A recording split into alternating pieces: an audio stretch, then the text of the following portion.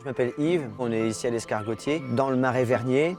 Quand enfant, j'ai regardé Cousteau à la télé et j'ai vu les merveilles de ce monde. Et c'est quand même vachement dommage ce qu'on est en train de faire actuellement, c'est-à-dire de réduire toute cette biodiversité, de faire du mal autour de nous. Il y a un moment, j'ai essayé de convaincre des gens et maintenant, je ne veux plus du tout convaincre qui que ce soit. Chacun fait ce qu'il veut de sa vie, c'est très bien comme ça.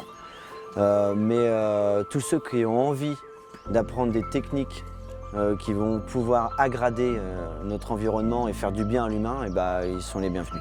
Et la permaculture, pour moi, c'est l'art du placement des éléments dans l'espace et dans le temps pour aménager des écosystèmes où l'humain va trouver ce qu'il a besoin, dans l'optique de produire beaucoup sur une petite surface, mais produire, attention, c'est pas agricole, ça peut être faire du massage, ça peut être faire du spectacle, ça peut être faire tout ce qu'on veut. En tout cas, faire des choses qui font du bien à l'humain et qui répondent à leurs besoins, qu'ils soient culturels, émotionnels, aussi nutritifs, l'habitat, l'énergie, l'éducation, bref, pour qu'on redonne de l'espace au monde sauvage. Et le monde sauvage, c'est celui que l'homme ne prélève plus, ne casse plus.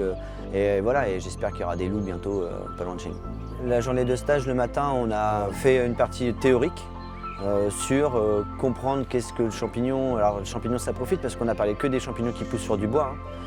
C'était un chantier participatif pour la gestion d'une culture de champignons en extérieur sur bûche de bois, sur un terrain du Conservatoire du Littoral.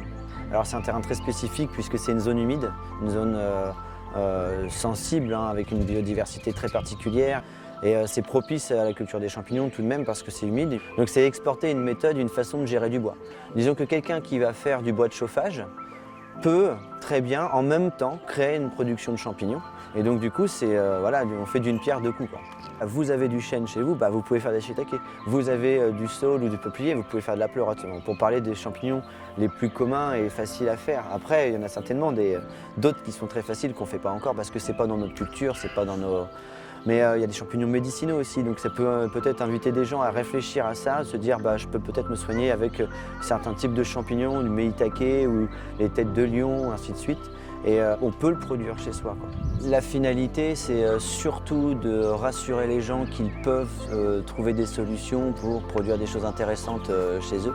Surtout, c'est que quand on fait un stage et qu'on rentre à la maison en se disant d'accord, comment je pourrais faire ça, ou j'ai pas les moyens, ou autre. Ici, c'est tout l'inverse, c'est non, en fin de compte, je peux couper une bûche de bois, je peux ensemencer. Alors peut-être qu'il y a des gens qui vont se rendre compte que c'est pas ce qu'ils ont envie de faire, mais en tout cas, l'idée c'est de l'accessibilité, apprendre aussi à faire par soi-même. C'est quelque chose qui me semble important. On ne veut pas que les gens viennent chercher une technique, on veut que les gens viennent chercher plutôt un art de vivre, une façon de réfléchir pour voir qu'est-ce qui va vraiment correspondre à leurs besoins et est-ce qu'ils sont adaptés aussi à l'environnement dans lequel ils vivent, quoi. Super, merci Yves, t'es trop top.